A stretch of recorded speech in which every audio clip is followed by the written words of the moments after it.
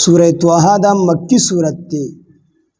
وہی 135 آیتن او پدے کی 135 آیتون دی وثمان رکوعات او رکوگانی دی پکی مکی صورت تے یعنی دا ہجرتنا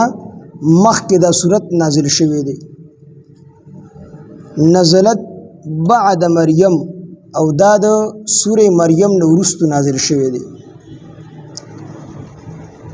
طه ما انزلنا عليك القرآن لتشقى نو طه پدې کې د مفسرینو مختلف اقوال دي حضرت ابن عباس رضی الله عنه فرمایي چې د دې طه معنی دلته کې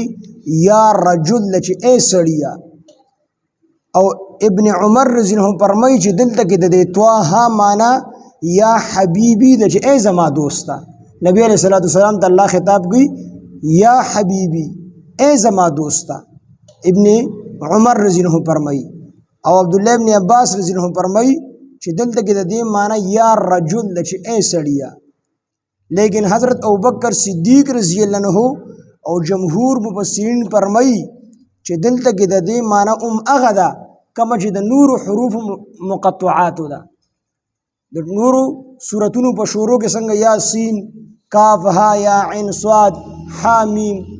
دا چې کوم حروف مقطعات دي د دې چې کوم معنی ده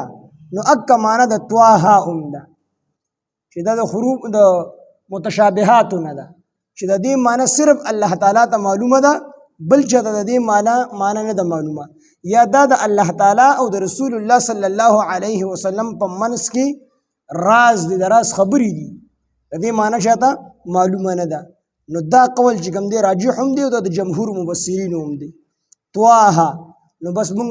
صرف دومره وایو چې والله اعلم بمراده الله تعالی د دې ټکو په معنا مراد خپل باندې پوهه دی او د الله نه علاوه بل څه پوهه نشته دی